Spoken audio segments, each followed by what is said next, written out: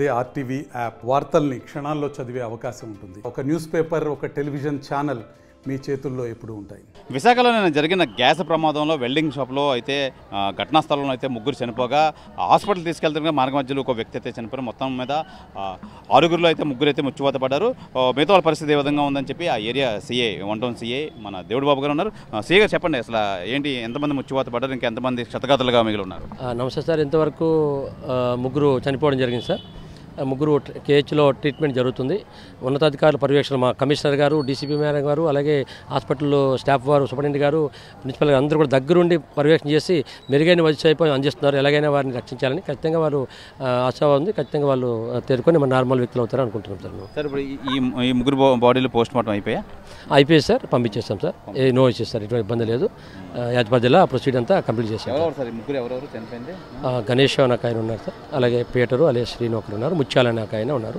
3 బాడీలు కూడా అప్ చెప్పడం జరిగింది. తల్లిదండ్రులు కూడా వాళ్ళకి మనమే కమిషనర్ గారు దగ్గరుండి అంబులెన్స్లు ఏర్పాటు చేశారు. కై సూపరింటెండెంట్ గారితో మాట్లాడి ముగ్గురికి ఎక్కడికైతే అక్కడికి చేయమని, అలాగే పోలీసు వాళ్ళు అంత్యక్రియలు కూడా పోలీసులు అలాగే గవర్నమెంట్ ఎంఆర్ఓ గారు వాళ్ళ స్టాఫ్ కూడా వీఆర్ కూడా వెళ్ళారు. వారు అయిపోయినంత వరకు దగ్గరుండి చూసుకుంటారండి. ఇక్కడే లోకల్లోనే ఉన్నారు. 3 కూడా బొక్కా వీధిలో ఉన్నారు, ఒకటి వెల్లంపేట ఉన్నారు, అలాగే ఒకటి కాన్వెంట్ జంక్షన్లో. పేదవారు అయితే మన పోలీస్ శాఖ దగ్గరుండి మన పోలీసులు వెళ్ళి, అలాగే రెవెన్యూ డిపార్ట్మెంట్ నుంచి కలెక్టర్ గారు పంపించారు, వీఆర్ఓ గారు దగ్గరుండి వాళ్ళకి కావాల్సిన అన్ని సదుపాయాలు, డబ్బులు కూడా వాళ్ళకి ఇచ్చి అంత్యక్రియలకు కావాల్సిన అన్ని ఏర్పాట్లు విత్ వెహికల్తో సహా ఫస్ట్ టైం ఒక ఫ్యామిలీ మెంబర్ కన్నా ఎక్కువగా చేస్తున్నారండి విశాఖపట్నం సిపి గారు అండ్ కలెక్టర్ గారు. వారు ఆధ్వర్యంలో జరుగుతుంది. ఈ జరిగిన ఘటనా స్థలం ప్రధాన కారణం ఏమంటారు? మీరు సంఘటన స్థలంలో చూశారు కదా సార్. నేను సిలిండర్ పేలిందని మనకు రిపోర్ట్ ఇచ్చారు. దాని మీద క్లూస్ టీమ్స్ని, ఎఫ్ఎస్ఎల్ అలాగే మిగతా డిపార్ట్మెంట్ అన్ని డిపార్ట్మెంట్ని కోఆర్డినేట్ చేసుకొని ఎక్స్పర్ట్స్ని తీసుకొచ్చి కమిషనర్ గారు ప్రత్యేక బృందాలతో దర్యాప్తు చేస్తున్నారు. అవన్నీ వచ్చిన తర్వాత ఫర్దర్ ఏంటనేది చెప్తాను. చేసే ప్రక్రియలోనే జరిగిందంటారు. అది ఇంకా ఇన్వెస్టిగేషన్ రావాలి సార్. ఇన్వెస్టిగేషన్ గోయింగ్ ఆన్, అది మనకు చెప్పడానికి లేదు. ఎందుకంటే అక్కడ ఫోరెన్సిక్ సైన్స్ వాళ్ళు, క్లూస్ టీమ్ వాళ్ళు, అలాగే ఫైర్ సర్వీస్ వాళ్ళు, ఎలక్ట్రికల్ అన్ని డిపార్ట్మెంట్లు కోఆర్డినేట్స్తో సిపి గారు దగ్గరుండి అన్నీ చేసి ఎక్కడ ఎలా జరిగిందనే దాని కోణంలో దర్యాప్తు చేస్తున్నాం సార్. వచ్చిన తర్వాత ఉన్నతాధికారులు దాన్ని అనౌన్స్మెంట్ చేస్తారు సార్. అయితే ప్రస్తుతానికి ముగ్గురు అయితే క్షతగాతులు చికిత్స పొందుతున్నారు ఉన్నారండి. ప్రభుత్వం తరపు నుంచి అన్ని రకాలుగా కలెక్టర్ గారు, కమిషనర్ గారు, కేజీహెచ్ హాస్పిటల్ వాళ్ళు, లోకల్ ప్రజాప్రతినిధులు అందరూ దగ్గరుండి రావడం వల్ల ఆ ముగ్గురు కూడా సేవ్ అవ్వడానికి అవకాశం ఉందండి. ఒకటా మన పోలీస్ సిబ్బంది ఫోన్ రాగానే క్షణాల్లో మన వెహికల్స్ ఏర్పాటు చేయించి షిఫ్ట్ చేయించి ఇక్కడ డాక్టర్ బృందాలని కమిషనర్గా ఏర్పాటు చేసి సారే స్వయంగా వచ్చి పర్యవేక్షణ చేస్తున్నారు. నైట్ కూడా వచ్చారు, ఈ రోజు కూడా వచ్చారు. సో వారిని కాపాడాలనే ప్రయత్నంతో ఇంకా ఉన్నారు. ఖచ్చితంగా వాళ్ళు బ్రతకడానికి చాయిస్ ఎక్కువ సార్. ఆశిస్తున్నాం. మేము కూడా రిజల్ట్స్ చూస్తే హ్యాపీగా మేము ఫీల్ అవుతామండి. తర్వాత రిమైనింగ్ అంతా చూస్తాం. ఎందుకంటే ముందు వాళ్ళు కృతగాతులను సేవ్ చేయడమే ప్రధాన లక్ష్యంగా పోలీస్ శాఖ, ప్రభుత్వం, కలెక్టర్ గారు నిర్ణయించుకున్నారు. ఎప్పటికప్పుడు మాకు ఉన్నతాధికారులు ఆదేశాలు ఇస్తున్నారు. దాన్ని తూచా తప్పకుండా మేము పాటిస్తున్నాం సార్. మేము thank you sir, thank you so much. అయితే ప్రధానంగా జరిగిన ఈ విస్ఫోటం అనాలి. నిజంగా ఈ గ్యాస్ సిలిండర్ పేలి ఈ ఏదైతే 1 టౌన్ ఏరియాలో అయితే ఉందో ఆ వెల్డింగ్ షాప్లో అయితే మొత్తం మీద ఆ వెల్డింగ్ షాప్లో 2 వ్యక్తులు ఉండగా 2 ఘటనా స్థలంలో అయితే మృత్యువాత అయితే పడ్డారు.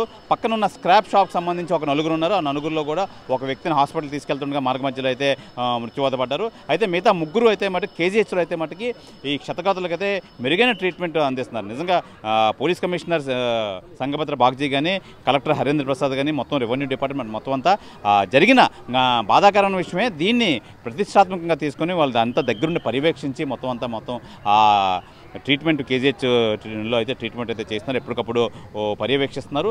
అలాగే ఈ చనిపోయిన ముగ్గురిని ఈరోజు ఉదయం విశాఖ కేజీహెచ్ మార్చరీ వద్ద అయితే పోస్ట్ మార్టం నిమిత్తం అంతా పూర్తి చేసి వెంటనే వీళ్ళు డెడ్ బాడీస్ అయితే కుటుంబ సభ్యులకు అప్పగించి పోలీసులు సిపి గారు ఆదేశాలు అనుసారం వీళ్ళని దగ్గరుండి పోలీసులు తీసుకెళ్లి ఈ కార్యక్రమాలన్నీ నిర్వహించడానికి రెవెన్యూ సిబ్బంది కానీ, కలెక్టర్ ఆదేశాల మేరకు రెవెన్యూ సిబ్బంది కానీ, పోలీస్ కమిషనర్ ఆదేశాల వరకు పోలీసులు కానీ మొత్తం దగ్గరుండి అంబులెన్స్లు పెట్టి 3 డెడ్ బాడీస్ని అయితే తదుపరి కార్యక్రమాలకైతే పంపించడం అయితే జరిగింది. అయితే మరో 3 అయితే విశాఖ కేజీహెచ్లోనే ట్రీట్మెంట్ పొందుతున్నారు.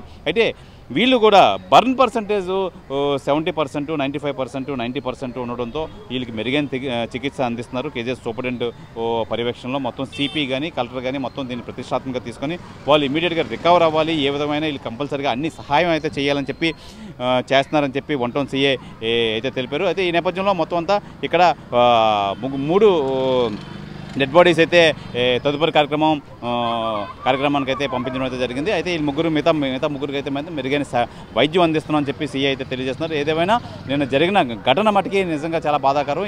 ఈ నేపథ్యంలో అయితే మొత్తం అసలు ఎందుకు జరిగింది, అసలు ఏ నేపథ్యంలో అయితే జరిగింది అని చెప్పి మొత్తం అంతా వీళ్ళు ఆరా తీస్తున్నారు. ఇంకా ఇంట్రాగేషన్ అయితే జరుగుతుంది.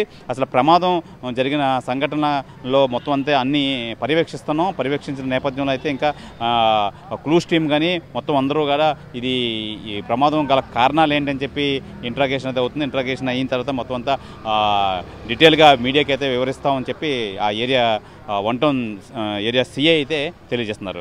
ఇది నిన్న విశాఖలో జరిగిన ప్రమాదంపై పూర్తి వివరాలు. కెమెరామెన్ ప్రసాద్తో శివరామకృష్ణ టీవీ, విశాఖ కేజీహెచ్ వద్ద నుంచి. తెలుగులో ఫాస్టెస్ట్ న్యూస్ యాప్ ఇప్పుడు కొత్త అవతారంలో 5 సెకండ్లోనే పూర్తి వార్తా సమాచారం మీ చేతిలో. సోషల్ మీడియా ట్రెండ్స్ మీ కళ్ళ ముందుకే live TV and voice search ఆప్షన్స్తో ఇప్పుడే డౌన్లోడ్ చేయండి. యాప్ లింక్ డిస్క్రిప్షన్లో ఉంది.